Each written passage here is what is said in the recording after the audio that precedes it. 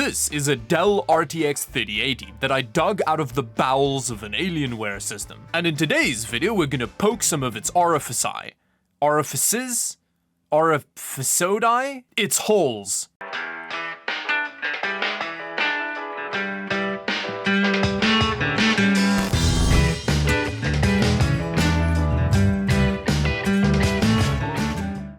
Now, when I first got my hands on this Dell 3080, I was quite impressed with the relatively low temperatures and noise the card offered. Although, I did notice something interesting about its construction. Let's do a quick teardown so I can show you. It's got this plastic clip on the front that wedges it into the Alienware case, I'm assuming so that the card doesn't flail around during shipping.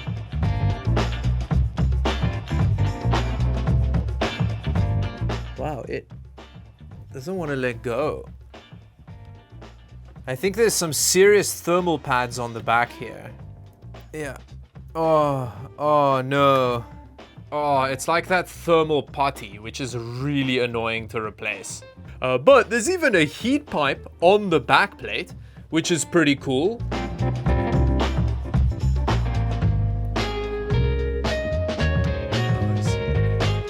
Oh, missed a couple screws. Wow, that's quite the thermal paste application. Now here's the bottom of the cooler. I'm not surprised that we've got decent temperatures with it. We've got some big heat pipes and a reasonable amount of fin stack. It's not a bad cooler. And then under that cooler, we have this metal plate that makes direct contact with the memory and power delivery to cool it. But this plate isn't thermally connected with like thermal pads or whatever to the main cooler. And considering the GDDR6X runs hotter than the center of the earth, I don't know if that's gonna be enough. But I guess that's what all the putty and the heat pipe on the back plate's for. Anyway, let's have a look under that plate. Oh, I think there's a lot of thermal pad under here as well, because it's not loving the idea of letting go.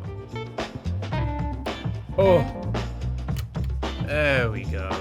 Yeah, that's not a whole lot of heatsink, but I guess the very inconvenient putty makes up for it, right? And then we've got our gangrenous PCB with our 3080 die on it. Ooh. And with that, I reassembled the card with new thermal pads because putty to get some baseline readings before we thermally connect that plate to the main cooler.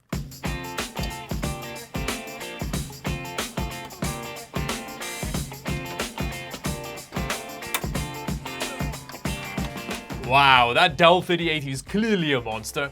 At 1440p high settings with the frame rate uncapped, we're getting well over 200 frames per second. It really is a monster. So now I'm just gonna spend half an hour gaming and then we'll check the memory temps to see if they're at risk of spontaneous combustion. Okay, so we were averaging about 90 degrees Celsius with a maximum of 94. Now considering that this is memory junction temp, for GDDR6X that's actually not that bad. Now it's definitely not the kind of figure that would get you laid, but it's better than I was expecting. Although, I think we can quite easily get that temperature lower. Whoa, that back is boiling. Damn. Now on closer inspection, it kind of looks like the cooler makes physical contact with that plate, which means that thermal pad thickness is going to be a real problem. I'm worried that even very thin thicknesses of thermal pad will cause mounting pressure issues for the GPU die. Which is exactly what happened. When I used the thinnest thermal pad I had between the cooler and that plate, the GPU threw a real tantrum. Okay, well that did not go well, so I guess we're gonna have to tear it down and figure something else out.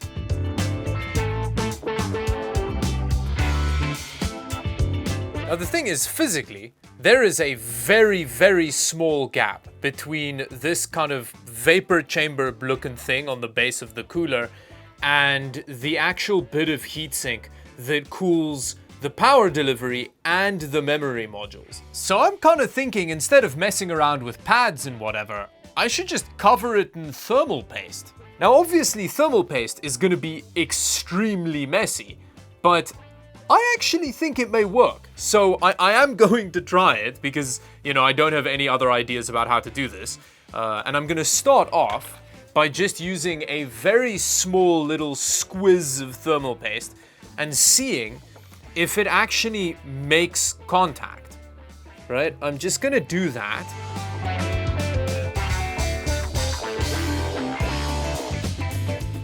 Okay, and then I'm gonna undo it and see if we have the thermal paste actually spreading on that bit of heatsink. It's the moment of truth. Let's kind of pop the GPU off. Would you look at that? It did make contact. Yeah, I'm just gonna put thermal paste all over it and see what happens. Why not? Why not? I don't know, that just looks like a thermal paste application done by a 3-year-old. But I think it's gonna work, we'll see. And then in terms of thermal paste for the actual GPU, I am gonna be using Corsair XTM70, which Corsair sent over. According to them, this is by far the best thermal paste in the world. So we'll see how it compares to the Noctua NTH2 that I think was on there before.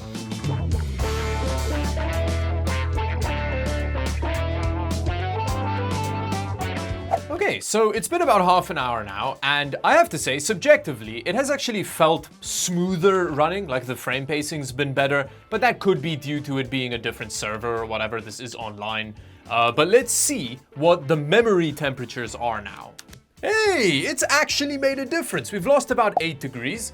It's not a huge difference, but not everything has to make a massive difference. It's progress.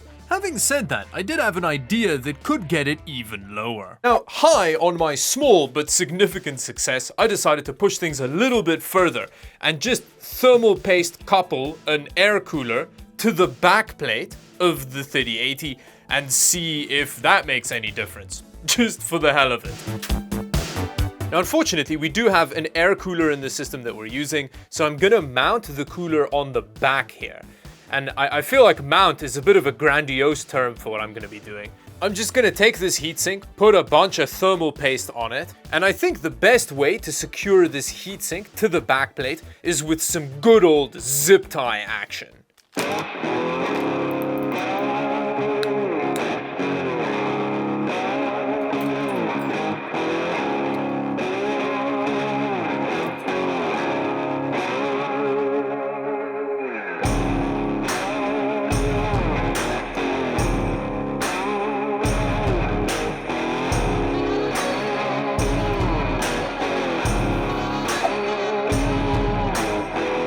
Okay, so it's been about half an hour now, and the GPU temps are similar to what they were before, but let's see what it's exactly the same. It hasn't really made any difference. And with that, thank you for watching. Until the next video, bye-bye.